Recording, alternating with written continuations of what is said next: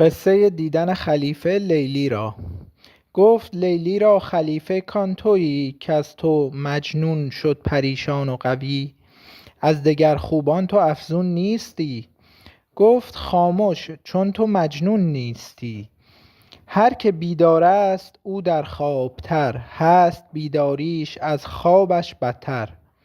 چون به حق بیدار نبود جان ما، هست بیداری چو در بندان ما. جان همه روز از لگدکوب خیال، وز زیان و سود وز خوف زوال. نی صفا می ماندش نی لطف و فر، نی به سوی آسمان راه سفر. در این بیت‌ها مولانا میگه که خلیفه به لیلی میگه که تو خیلی هم زیبا نیستی که اینطوری دل از مجنون بردی، و لیلی هم پاسخ میده که در واقع تو نمیتونی همچین داوری بکنی، چرا که تو هوش و حواس مجنون رو نداری. و در ادامه میاد در واقع میگه که این هوش و حواسی که در موردش حرف میزنیم، اون حس زیبایی شناسی در تضاد با بیداری در واقع حواس ظاهری ما، و اتفاقا توی این حس هر چقدر در واقع حواس ظاهری ما خوابتر باشه، توی این حس هوشیارتریم. و توی این بیت در واقع اینو داره میگه حواس ما هر که بیدار است او در خوابتر، هست بیداریش از خوابش بتر. یعنی هر کی که حواس ظاهری و در واقع مسائل کاری، شغل، اینجور چیزا براش خیلی مهمتره، از حس زیبایی شناسی غافل‌تره. در ادامه مولانا یه تعبیر جالبی برای این آدمایی که در واقع حس ظاهری و عقل معاششون بیدارتر از حس زیبایی شناسیشونه به کار میبره و میگه اینا مثل شکارچی‌هایی هستن که در واقع در کل عمرشون دنبال سایه مرغ میدوئن و آخر عمر تازه متوجه میشن که مرغ اصلی جای دیگه بوده. این تعبیر خیلی شباهت داره به تعبیر در واقع غار افلاطون که ما توی غار افلاطون یه سری انسان‌هایی هستن توی یه غاری گیر افتادن و عکس آدمای بیرون غار رو روی دیوار غار میبینن و فکر میکنن که واقعیت بیرون شبیه اون عکسی که اینا روی دیوار غار میبینن. اینجا هم یه همچین تعبیری رو داریم و این موضوع یه تعبیر در واقع علمی هم داره که حالا من براتون بعد از اینکه بیت‌ها رو خوندم میگم. خفته آن باشد که او از هر خیال، دارد امید و کند با او مقال. دیو را چون حور بیند او به خواب، پس شهوت ریزد او با دیو آب. چون که تخم نسل را در شوره ریخت، او به خویش آمد خیال از وی گریخت. قبل از اون مثال مرغ میاد در واقع یه مثالی میزنه که میگه چنین اشخاصی خیالات شیطانی و دیو رو به شکل حور میبینن و با شهوت رانی میکنن. ضعف سر بیند از آن و تن پلید، آه از آن نقش پدید ناپدید.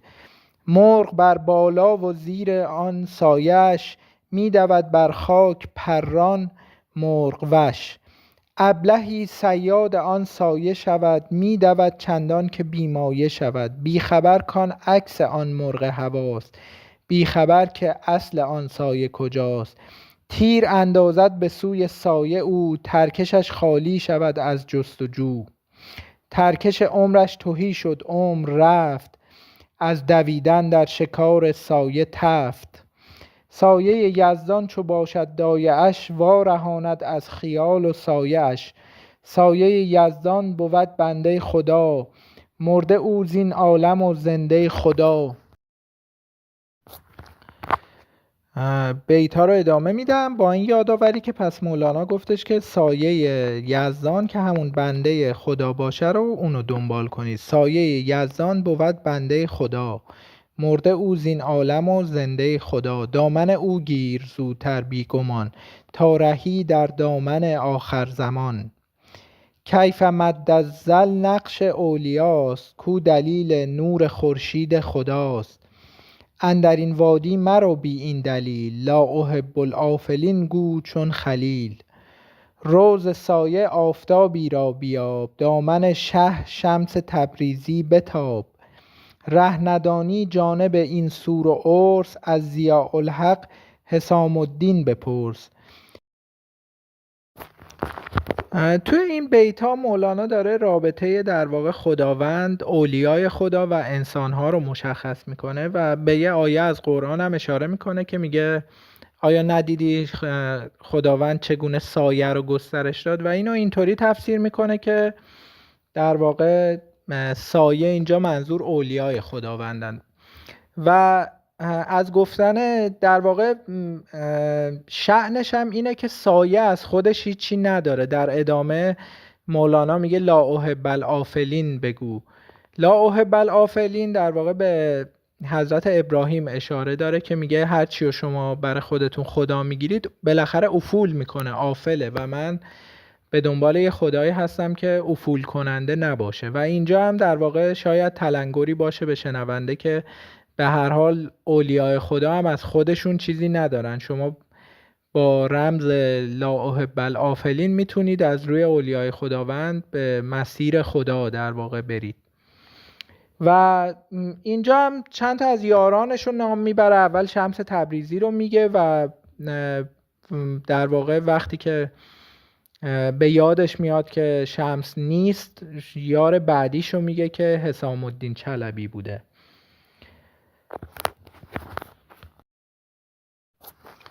ور حسد گیرد تو را ره در گلو، در حسد ابلیس را باشد غلو. کوز آدم ننگ دارد از حسد، با سعادت جنگ دارد از حسد.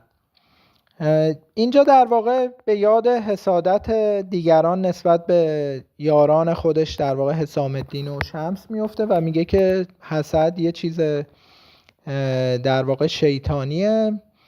و در ادامه میگه که حسادت به آدمایی که پاک شدن و اولیای خداوند هستن، اگر به اونا به جای اینکه بندگیشون رو بکنیم بهشون حسادت بکنیم، باعث تاریک شدن و سیاه شدن دل ما میشه.